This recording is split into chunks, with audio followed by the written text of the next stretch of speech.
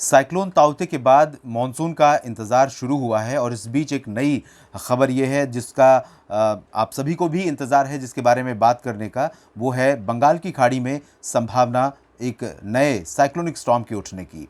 और ये संभावना इसलिए बन रही है क्योंकि यहाँ पर समुद्र की जो स्थितियाँ हैं, परिस्थितियाँ हैं और वायुमंडल की जो स्थितियाँ परिस्थितियाँ हैं वो सभी साइक्लोनिक स्टॉर्म बनने के काफ़ी अनुकूल हैं। समुद्र की सतह का तापमान आमतौर पर साइक्लोनिक स्टॉर्म बनने के लिए 30 से 32 डिग्री सेल्सियस के बीच अनुकूल माना जाता है। और उत्तरी अंडमान सागर पर जहाँ ये सर्कुलेशन बनना शुरू हुआ है, जिसके 22 मई के आसपास लो प्रेशर सिस्टम में तब्दील होने की संभावना है, उसके बाद बहुत तेज़ी से बहुत जल्द ही इसके इंटेंसीफाई होकर 23 मई को ही इसके साइक्लोनिक स्टॉर्म बनने की संभावना नज़र आ रही है। वेदर मॉडल्स संकेत कर रहे हैं ये बहुत इंटेंस वेदर सिस्टम होगा, ऐसी संभावना या आशंका फिलहाल नहीं है। लेकिन ये जो संभावना नज़र आ रही है इस साइक्लोनिक स्टॉर्म के या सिस्टम के डेवलप होने के लिए समुद्र की परिस्थितियां अनुकूल तो है ही हैं, साथ ही साथ वायुमंडलीय स्थितियां भी अनुकूल नज़र आ रही हैं। वायुमंडलीय स्थितियों में एमजेओ सबसे महत्वपूर्ण फेनोमेना है जो जिसे मॉडर्न जूलियन ऑसिलेशन कहते हैं, जिसका हम अक्सर मानसून के समय ही जिक्र करते हैं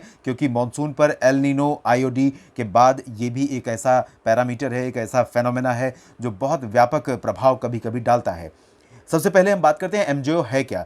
एमजेओ एक वेव है जो हिंद महासागर और प्रशांत महासागर, जो ग्लोब का भूमध्य रेखा का क्षेत्र है, भूमध्य रेखा नीचे इक्वेटर के पास, इसके ऊपर में ट्रॉपिकल रीजन में ये पूरे साल इसका ट्रेवल, इसकी जर्नी जारी रहती है ग्लोब के चारों तरफ। और ये वेस्ट से ईस्ट की तरफ यानी पश्चिम से पूरब की तरफ आगे बढ़ता है।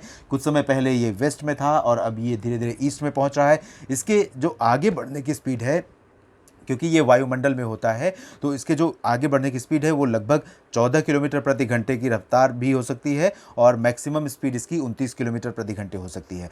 अगर ये 29 किलोमीटर, और इसी वजह से 29 किलोमीटर और 14 किलोमीटर के बारे में हम बाद में बात करेंगे, इसके बारे में ये माना जाता है कि इसका एक जो फेज़ होता है, जैसे हिंद महासागर के ऊपर से, भारत के समुद्री क्षेत्रों के ऊपर से ये अभी 20 मई के आसपास गुजर रहा है, तो जो अगला चरण इसका इस क्षेत्र में ग्लोब पर इस अपनी पूरी जर्नी करने के बाद यहाँ पहुँचने की जो रहेगी वो 1 महीने या 2 महीने हो सकती है। 30 दिन में ये वापस आ सकता है या फिर 60 दिन में वापस आ सकता है। अगर ये 14 किलोमीटर प्रति घंटे की रफ्तार से चलता है यानी स्पीड स्लो है, ये 60 दिन में यहाँ पर इसका अगला चरण आएगा।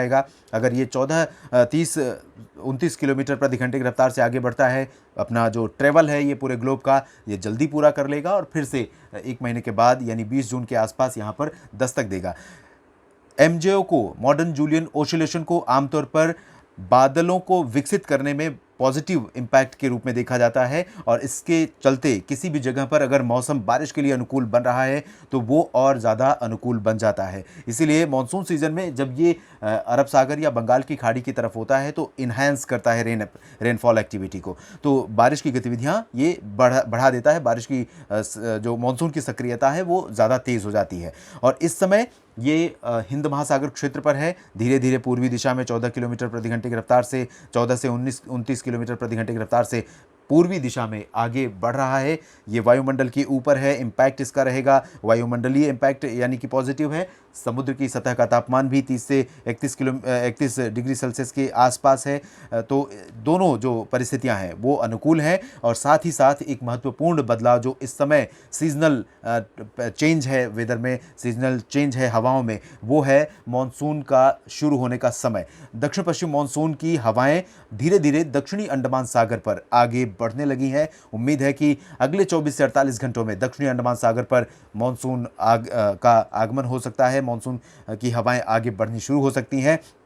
और इस वजह से भी साइक्लोनिक सर्कुलेशन जो यहाँ पर दक्षिणी उत्तरी अंडमान सागर पर विकसित होने वाला है ये और इंटेंसीफाई हो सकता है। और इसके इंटेंसीफाई होने के बाद अभी जो इनिशियल सिग्नल्स मिल रहे हैं वेदर मॉडल से, उसके अनुसार ये म्यांमार के तटवर्ती इलाकों से यानी इन भागों के करीब से होते हुए संभवतः पश्चिम बंगाल या बांग्लादेश और टिल्ट होकर ओडिशा की तरफ भी जा सकता है। ये इसका जो पूरा बेल्ट रहेगा वो लगभग इस तरह से रहने की संभावना है। तो यहाँ पर अगर ये साइक्लोनिक स्टॉर्म बनता है 23 मई को, तो 24 से 25 मई को इसका लैंडफॉल ईस्टर्न कोस्ट पर या फिर बांग्लादेश की तरफ हो सकता है। फिलहाल ये बहुत इंटेंस नहीं होगा। इसके बावजूद अगर साइक्लोनिक स्टॉर्म बनता है तो इस समय बहुत भीषण बारिश कोस्टल रीजन पर देखने को मिल सकती है और जिस जगह पर ये लैंडफॉल करेगा नुकसान निश्चित रूप से मचा सकता है। लेकिन सबसे महत्वपूर्ण, सबसे अच्छी बात यह है कि अब साइक्लोन बनने की खबरें, साइक्लोन की इंटेंसिटी, साइक्लोन का डायरेक्शन, इसके बारे में पहले से ही काफ़ी अच्छी जानकारियां उपलब्ध हो जाती हैं। साइंटिस्ट इतने एक्टिव हैं और साइंटिफिक इन्फॉर्मेशन इतनी अवेलेबल हैं जिसकी वजह से वेदर की जो ये पहले से जानकारी है वो मिल जाती है। इसकी वजह से जान और माल के नुकसान को कम से कम कर लिया जाता है और लोग पहले से ही सतर्क हो जाते हैं। राहत एजेंसियां तैयार हो जाती हैं। तो अब से तैयारी धीरे धीरे शुरू हो जाएगी और लोग सजग हो जाएंगे, जागरूक हो जाएंगे, तो नुकसान को हम कम कर सकते हैं। संभावित साइक्लोन के इस अपडेट में अभी इतना ही। आप बने रहिएगा इस चैनल के साथ, इस पर मेरी लगातार नज़र रहेगी और क्या कुछ बदलता है बंगाल की खाड़ी में आने वाले समय में, मॉनसून किस तरह से प्रोग्रेस करेगा दक्षिणी अंडमान सागर पर आगे बढ़ने के साथ ही साथ ये साइक्लोनिक स्टॉर्म अगर उठता है तो किस दिशा में जाएगा, कहाँ पर लैंडफॉल करेगा, क्या इंटेंसिटी इसकी हो सकती है, इसके बारे में भी मेरी नज़र रहेगी और समय से पहले आपको अपडेट करता रहूँगा, ऐसी मेरी कोशिश रहेगी। इस बुलेटिन में भी इतना ही। धन्यवाद।